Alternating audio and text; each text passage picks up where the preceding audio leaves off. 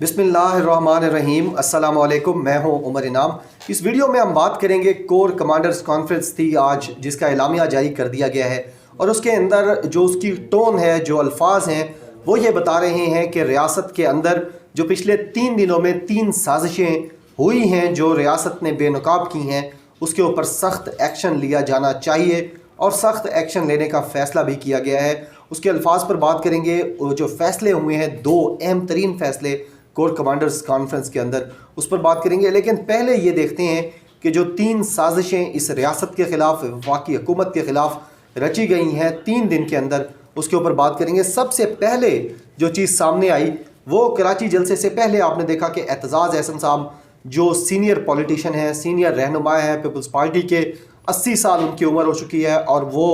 28 और 30 साल के एक बच्चे, एक नौजवान के साथ वसीयत शुदा चेयरमैन के पीछे खड़े होकर उसको सपोर्ट करते हैं और पाकिस्तान के आइन कानून को समझने वाले एक बड़ी शख्सियत हैं। लेकिन उन्होंने पीपल्स पार्टी के साथ अपनी मोहब्बत,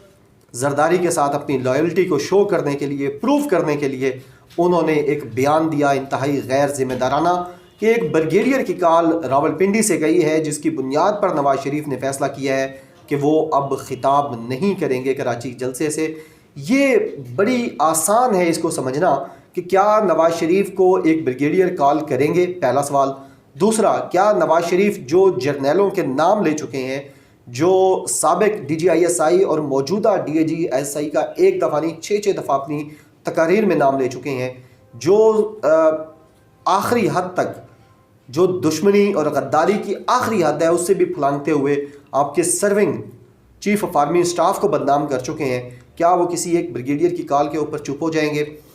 और इसमें यह भी सवाल पैदा होता है कि आखिर ब्रिगेडियर ने उनको क्या ऐसी धमकी लगाई कि जिस धमकी की बुनियाद पर वो चुप हो गए हैं। इन तीनों सवालों को जब आप जांचते हैं, पड़तालते हैं, तो आप देखते हैं कि ये मुमकिन नहीं है कि GHQ का या रावलपिंडी का या अपारा का कोई ब्रिगेडियर कॉल करे नवाज शरीफ को और नवाज शरीफ उसके ऊपर चुप हो जाएं।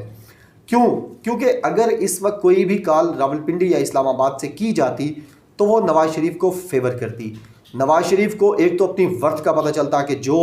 वो रियासत के ख़िलाफ़ एक बयानिया बना रहे हैं गैर मुल्की और मुल्की सतह के ऊपर, वो कामयाब हो रहा है। दूसरा, उनको इससे ये भी फ़ायदा होता कि वो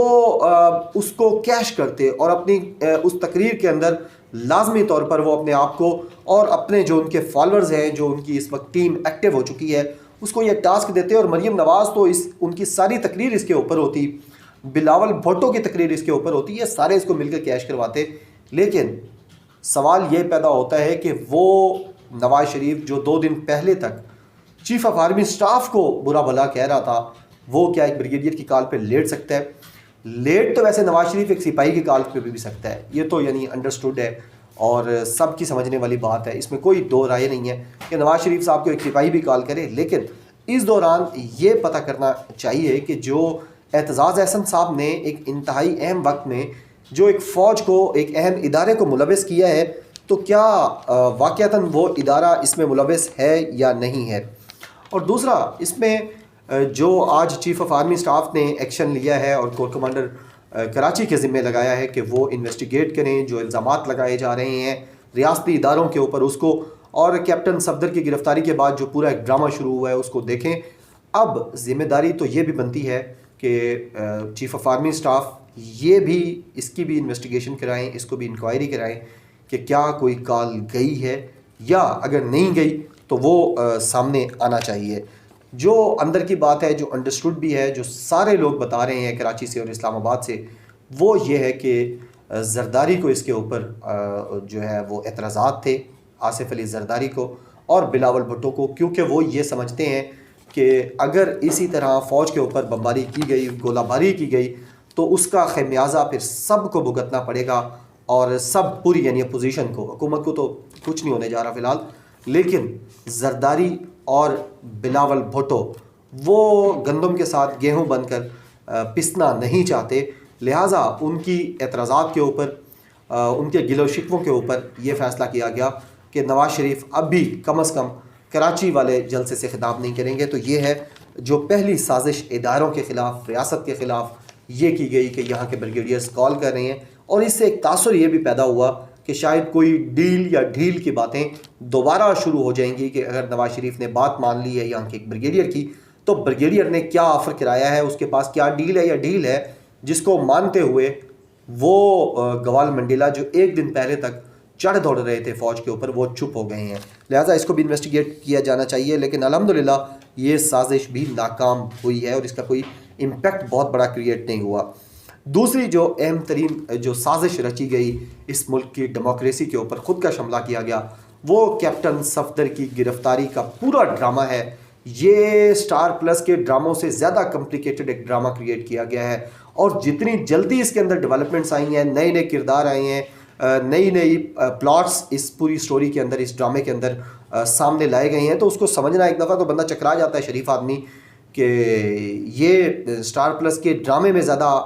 چیزیں سامنے آتی ہیں یا شریف فیملی اور زرداری فیملی کے ڈرامے کے اندر چیزیں سامنے آتی ہیں۔ لہٰذا فوج کو ایک دفعہ پھر بدنام کرنے کے لیے، رینجرز کو بدنام کرنے کے لیے، وفاقی حکومت پر پورا پریشر ڈالنے کے لیے کیپٹن صفدر کے اوپر جو داغ بدنامی کا اور ذلت کا لگ چکا ہے جب انہوں نے بابائے قوم کے مزار کا تقدس پامال کیا، اس ملک میں سو کالڈ آن سان سوچی کے اوپر جو الزامات لگے ہیں، جو وہاں ان کی موجودگی میں بابائے قوم کے جو حرمت ہے اس کو خراب کیا گیا، پامال کیا گیا، اس سے بھی نکل آئے اور ساتھ ایک پریشر بھی بلڈ کر دیا، اور پوری ڈیبیٹ جو نواز شریف کے آرمی چیف کے اوپر بیانات سے، الزامات سے ہوتی ہوئی وہ کیپٹن صفدر تک آئی، اور کیپٹن صفدر کی ایک بھونڈا طریقے سے ان کی جو گرفتاری ڈالی گئی، ان کو پروٹوکول کے ساتھ انہوں نے اپنے پٹکے بھی اٹھائے ہوئے ہیں جو تبلیغی جماعت میں جاتے ہوئے وہ اٹھاتے ہیں۔ آپ کو پتہ ہوگا کہ یہ تبلیغی جماعت میں بھی بڑا ٹائم لگاتے ہیں، یعنی یہ بھی شریف فیملی کا ایک بڑا اہم چیز ہے۔ اسحاق ڈار، میں داتا صاحب گیا ایک دفعہ، عرس تھا، تو وہاں جو غسل دینے والے تھے،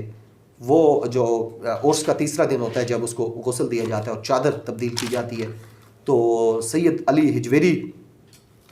کی جو چادر کی تبدیلی تھی وہ اسحاق ڈار صاحب اپنے ہاتھ سے کر رہے تھے، وہ اسحاق ڈار جو اس ملک کا پیسہ لوٹتے رہے، ڈاکو، چور۔ تو یہ دین کا جو ساتھ لگاتے ہیں، چورن بیچتے ہیں، ساتھ ہلکا سا تڑکا لگاتے ہیں، تو یہ بھی یعنی کیپٹن صفدر بھی لگاتے ہیں، یعنی وہ داماد اور سسر وہ ایک ہی چیز کے بنے ہوئے تھے، ایک ہی طرح کے ان کے عادات و سکنات ہیں اور ایک ہی طرح کی چیزیں ہیں۔ لہٰذا انہوں نے وہ پٹکا بھی اٹھایا ہوا ہے اور وہ فرنٹ سیٹ پر بیٹھ رہے ہیں اور ساتھ اپنی ٹیم کو بھی کہہ رہے ہیں اے میری ویڈیو وائرل کر دو۔ تو یہ جو ان کو لے جایا گیا، اور اسی دن تیز ترین انصاف سندھ پولیس کا ہم نے دیکھا کہ کیسے ان کو لے کے جایا گیا، 8 گھنٹے کے اندر ان کی وہ جرا بھی ہو گئی، ساری چیزیں بھی آ گئیں، ان کی پیپرز بھی تیار ہو گئے، ان کی ضمانت بھی دے دی گئی، وہ وہاں سے روانہ ہو کر کراچی سے لاہور بھی پہنچ چکے ہیں۔ تو یہ کیپٹن صفدر کی جو بھونڈی کوشش کی گئی ہے اداروں کو بدنام کرنے کے لیے، وفاق کے اوپر پریشر بلڈ کرنے کے لیے، یہ سازش بھی بے نقاب ہوئی ہے۔ کس طرح بے نقاب ہوئی ہے کہ اس کے بعد جو اب نکمے، نااہل، نکٹو، ڈرپوک، سست اور جو بے شرم کا لفظ استعمال کرنا چاہیے، یہ جو پی ایس پی افسران ہیں پولیس سروس کے سندھ کے اندر بیٹھے ہوئے ہیں، جن کی غیرت جاگ اٹھی ہے، جن کا ایمان جاگ اٹھا ہے، اور یہ غیرت جب ان کے ڈیوٹی ایریا کے اندر کسی ہوا کی بیٹی کی عزت پامال کی جاتی ہے، تو ان بے شرموں کو، اور بڑے سخت الفاظ میرے منہ میں آ رہے ہیں کہ ان بے غیرتوں کی عزت جو ہے وہ اس وقت نہیں اٹھتی ان پی ایس پی افسران کی، اس بیوروکریسی کی، کہ جب 5 سال کی بچی سے لے کر، 5 سال میں بڑا کیا گیا ہوں، 2 سال کی بچی سے لے کر اس ملک میں 70 سال کی خواتین سے عصمت دری ہوتی ہے، تو اس کوئی پی ایس پی، کوئی بے شرم آدمی کبھی پاکستان میں اس بات پر استعفیٰ نہیں دے گا، اس بات پہ اس کو شوق نہیں ہوتا، وہ اپنی ڈیوٹی پرفارم کرتے ہوئے یہ نہیں کہتا کہ میرے ایریے میں خودسوزی ہوئی ہے، میرے ایریے میں ڈکیٹی ہوئی ہے، میرے ایریے میں ناانصافی ہوئی ہے، میرے ایریے میں لوگوں کا قتل ہوا ہے، میرے ایریے میں عصمت دری ہوئی ہے، میرے ایریے میں ظلم ہوا ہے، میرے ایریے میں لوگوں کے اوپر تشدد ہوا ہے، اس کی بنیاد پر میں شوق میں ہوں، میں مینٹل شوق میں ہوں کہ میرا ایریا تھا، میں پی ایس پی ہوں، میں 18ویں 19ویں 20ویں گریڈ کا افسر ہوں، اور میں مضبوط ترین افسر ہوں پولیس کا، اور میرے ناک کے نیچے یہ ہوا ہے، اس بے شرمی اور بغیرتی کے اوپر جو میں نہیں کر سکا، مجھے چھٹی دی جائے، کبھی کوئی پی ایس پی نہیں مانگے گا۔ ابھی ان کی بہت زیادہ عزت پامال ہوئی ہے، اگر وہ 2 نمبر آئی جی کو، جس کی کوئی اوقات نہیں ہے، اوقات تھی کلیم امام کی، جس کو تبدیل کروانے کے لیے پیر پکڑے تھے وزیر اعظم ہاؤس میں جا کر مراد علی شاہ نے، اور ہاتھ جوڑے تھے کہ سائیں ہماری عزت کا بھرم رکھو اور کلیم امام کو سمجھاؤ کہ وہ چارج چھوڑ دے. وہ تھا آئی جی تھا وہ. اس کے بعد یہ ڈمی ایک لگایا ہوا تھا جو اتنا ڈرپوک ہے کہ نہ اس نے اپنے پولیس ڈپارٹمنٹ سے کوئی بیان دلوایا ہے، نہ وہ خود کھل کر سامنے آ رہا ہے. تم اتنے بڑے بہادر ہو، تمہیں اغوا کیا گیا ہے تو تمہیں تو شرم سے ڈوب مرنا چاہیے، تمہیں چھٹی پہ نہیں جانا چاہیے، تمہیں استعفیٰ دے کے گھر چلا جانا چاہیے کہ تمہارے اوپر رینکس لگے ہوئے ہیں. You are on the highest official post of the province and you are kidnapped, you are being ordered and you are being pressurised and you are still on your post. تو شرم تو آپ کو آنی چاہیے آئی جی صاحب. اور آپ کے یہ جو سب آرڈینیٹس، یہ جو بے شرم آپ بہت زیادہ غیرت کا مظاہرہ کرتے ہوئے چھٹیوں پہ جا رہے ہیں، سارے کے سارے پیڈ لیوز کے اوپر ریکویسٹیں کر رہے ہیں کہ چھٹیاں بھی ہمیں دے دیں، ساتھ پیسے بھی دے دیں اور ہم عیاشی کریں گے. ہم باہر ملک جا کے کسی پیپلز پارٹی کے کسی ایم پی اور ایم این اے کو کہیں گے وہ ان کو ٹکٹیں بک کروا کے دیں گے. ان کے ریزارٹس بک ہوتے ہیں جو کولمبو کے اندر، تھائی لینڈ کے اندر، ہانگ کانگ کے اندر، جہاں جہاں یہ جاتے ہیں اور جا کے منہ کالا کرتے ہیں اپنا فیملیز کے ساتھ. تو یہ منہ کالا کرنے کے لیے آپ کو کبھی آپ کی جو ڈیوٹیز ہیں وہ پرفارم کرنے میں بھی آپ کو کبھی اتنی شرم آنی چاہیے ان پولیس والوں کو جو اب ایس ایچ او سے لے کر ایس ایس پیز تک، اور ڈی آئی جی صاحب ایک ہے کوئی پتہ نہیں کیا نام ہے ان کا، وہ اب کہتے ہیں کہ جی میں بہت پریشر فیل کر رہا ہوں، میں اپنی ڈیوٹی پروفیشنلی نہیں دے سکتا. تو جب تمہارے ایریے میں پاکستان میں اتنی ناانصافیاں ہوتی ہیں، اتنے مظالم ہوتے ہیں، اتنے قتل ہوتے ہیں، ہزاروں کی تعداد میں ریپس ہوتے ہیں، تو پھر بھی تمہاری کوئی غیرت جاگنی چاہیے، تمہیں مینٹل پریشر لینا چاہیے، تمہیں رات کو نیند نہیں آنی چاہیے، کیونکہ اس کے سب سے بڑے ذمہ دار تم ہو. یہ جو پولیس اب کر رہی ہے، یہ اس ڈمی جو آئی جی لگایا ہوا ہے، بے شرم آدمی جس کے نیچے سارا جنگل بنایا ہوا ہے، جنگل کا قانون بنایا ہوا ہے، وہ ڈرپوک اتنا ہے کہ وہ خود سامنے آ کے بات نہیں کرنا چاہتا. وہ کسی بندے کو کچھ بتا رہا ہے، کسی بندے کو کچھ بتا رہا ہے. اگر تمہیں اغوا کیا گیا تو سامنے آ کے بتاؤ کہ بھائی مجھے اغوا کیا، مجھے فلاں فلاں لوگوں نے اغوا کیا، مجھے یہ آرڈر کیے ہیں. کون سا تمہیں پھانسی لگا دیں گے؟ نہیں کیا تو پھر سامنے اور بتاؤ کہ جس اہم ادارے کو تمہاری نااہلی کی وجہ سے بدنام کیا جا رہا ہے، اس کو بدنامی نہیں ہونی چاہیے کیونکہ تمہیں اغوا نہیں کیا گیا. لیکن چپ سادھ کے بیٹھ جانا. اگر تم نہیں بولنا چاہتے، پولیس ڈپارٹمنٹ ہے پورا، اس کے پی آر اوز ہوتے ہیں، اس کے پورے افسران ہوتے ہیں جو روزانہ کی بنیاد پہ پریس ریلیز آتی ہے، تم پریس ریلیز جاری کرواؤ. وہ وزیر اعلیٰ صاحب ہیں، ان کو بھی کوئی ان سے بارہا یہ سوال کیا گیا کہ اس کے اوپر بات کریں، ان کے پاس کوئی جواب نہیں تھا. وہ بلاول صاحب آ گئے وصیت شدہ چیئرمین، انہوں نے بھی آ کے یہ جو پوری سازش تھی اس کو آ کے عملی جامہ پہنایا، اس کو آگے لے کر آئے اور آرمی چیف کو انوالو کر دیا. آرمی چیف نے بھی پھر ظاہر ہے جب آپ بار بار انوالو کر رہے ہیں اور ریکویسٹ کر رہے ہوں تو آرمی چیف نے بھی کور کمانڈر کراچی کو کہا اس کو انویسٹیگیٹ کریں، اور انویسٹیگیشن ہوگی تو بہت سارے پردہ نشینوں کے نام آئیں گے. اب بات کرتے ہیں مختصر ذکر کور کمانڈرز کانفرنس کا جو معمول سے ہٹ کرتی، اس کا اعلامیہ جاری کیا گیا ہے. 2 tweets I S P R D G I S P R نے کی ہیں اور اس کے مطابق جیوگرافیکل اور آئیڈیالوجیکل جو پاکستان کی سرحدیں ہیں ان کا دفاع ہر صورت کیا جائے گا. اور ساتھ جو انورٹڈ کاماز میں چیف آف آرمی اسٹاف کا بیان D G I S P R نے کوٹ کر کے اس ٹویٹ میں کہا ہے